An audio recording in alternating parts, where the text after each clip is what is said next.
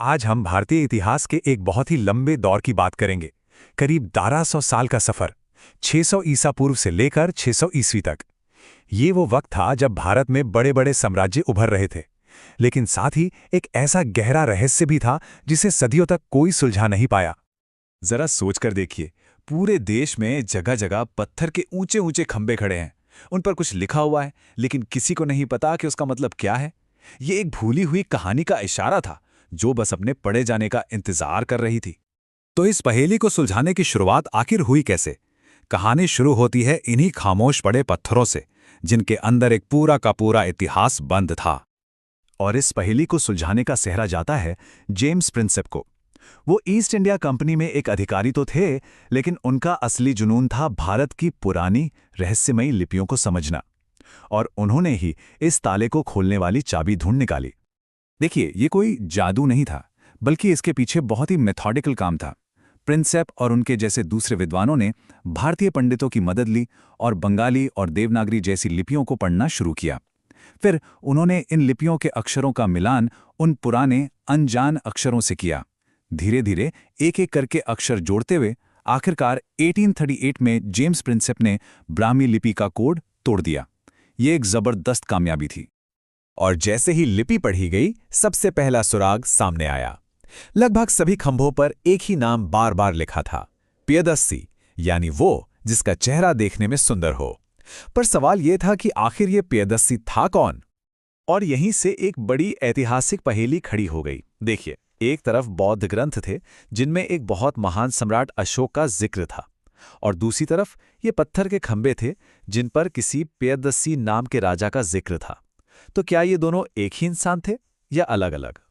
और जब ये गुत्थी सुलझी तो इतिहासकारों के हाथ सिर्फ एक राजा का नाम नहीं लगा, बल्कि भारत का एक पूरा का पूरा खोया हुआ साम्राज्य इतिहास के पन्नों में फिर से जिंदा हो गया। खोज से पता चला कि प्रियदर्शी कोई और नहीं बल्कि सम्राट अशोक ही थे, और वो मौर्य साम्राज्य के शासक थे, जो भारतीय इतिहास के सबसे विशाल साम्राज्यों में से एक था। सोचिए, अफगानिस्तान से लेकर दक्षिण भारत तक फैला हुआ साम्राज्य, जिसकी राजधानी थी पाटलिपुत्र। ये खंबे सिर्फ दिखावे के लिए नहीं थे। अशोक शायद इतिहास का पहला ऐसा राजा था जिसने पत्थरों पर संदेश खुदवाकर अपनी प्रजा से सीधे बात करने की कोशिश की।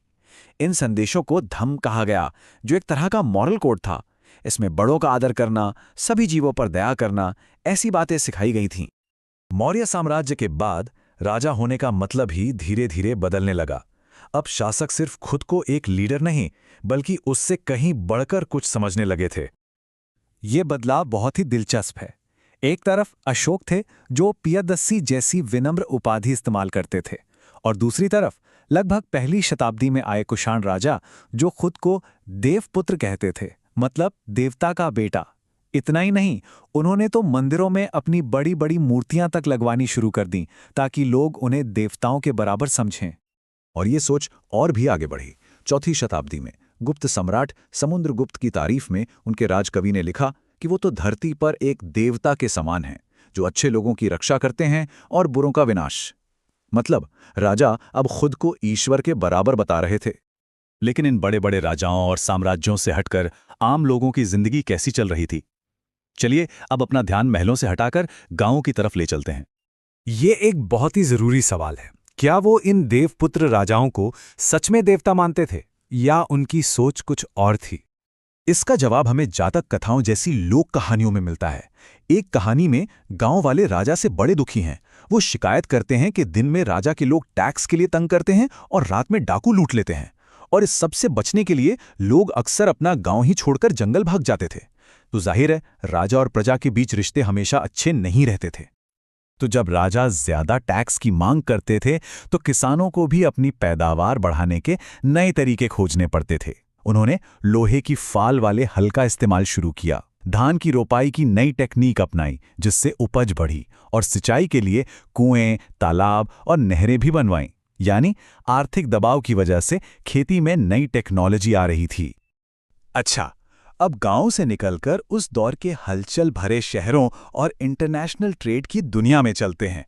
ये वो समय था जब अर्थव्यवस्था बहुत तेजी से बढ़ रही थी। शहरों की अर्थव्यवस्था काफी ऑर्गेनाइज्ड थी। कारीगर और व्यापारी अपने अपने संघ बना लेते थे, जिन्हें श्रेणी कहते थे।